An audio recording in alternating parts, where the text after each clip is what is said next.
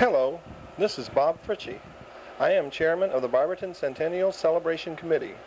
The Barberton Centennial Celebration will occur from January 1st to December 31st, 1991. It is my hope that as many friends of Barberton as possible will share in our year-long celebration. The theme of our celebration is Magic City Centennial, 100 Years of Pride. One of the primary sources of pride in Barberton has been our high school band. What you are viewing is some film of the early 60s Barberton All-Brass Marching Band. It was the first all-brass high school marching band in the state of Ohio. Barbertonians were especially proud of this band.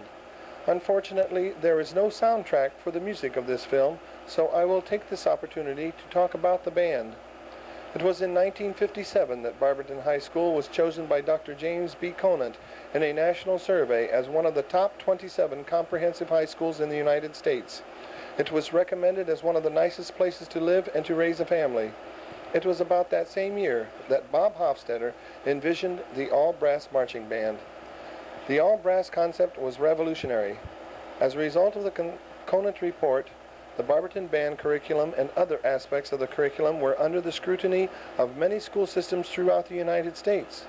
The basic question was, could the brass marching band be an effective educational vehicle in the high school music curriculum?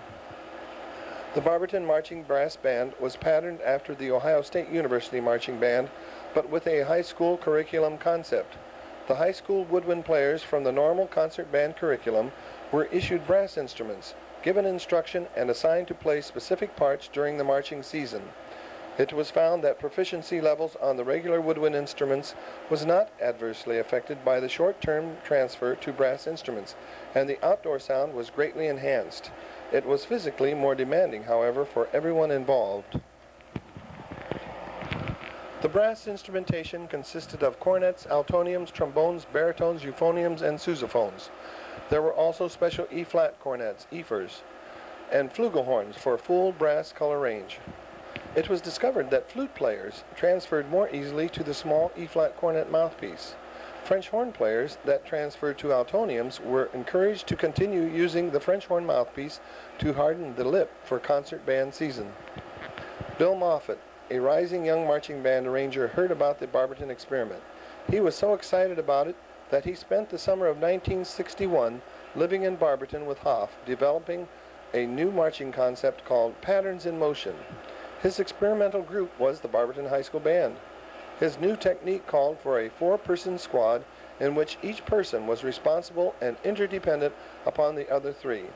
It was thrilling to see a kaleidoscope of motion constantly evolving from the music. They were truly patterns in motion. The show that inspired all this flurry of musical excitement was the New World Symphony. It was developed by Bob Hofstetter. It was performed at the January 1st, 1960 Orange Bowl game. We are so very fortunate that this show was filmed in Barberton and has been preserved.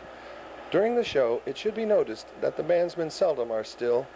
Though the music is demanding, the marching relentlessly continues. There was another innovative show by Bob Hofstetter during these years of the early 60s. It was titled The Battle Hymn. In this show, Bob divided the band into 2 equal groups. The 2 bands began the halftime show at opposite ends of the gridiron. Many people marveled at how the band was able to stay so precisely together. What they didn't know was that Hoff had short-range radios installed in each of the 2 bass drummers' hats.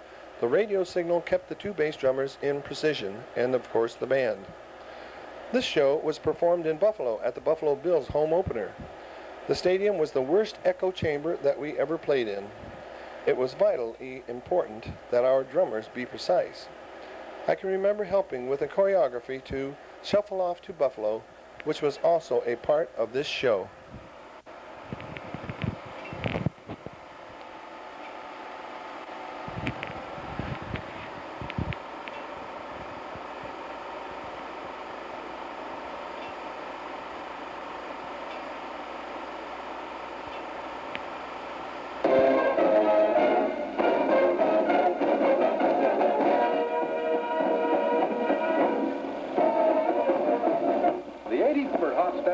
Presents a halftime program titled From Rock to the Dvorak.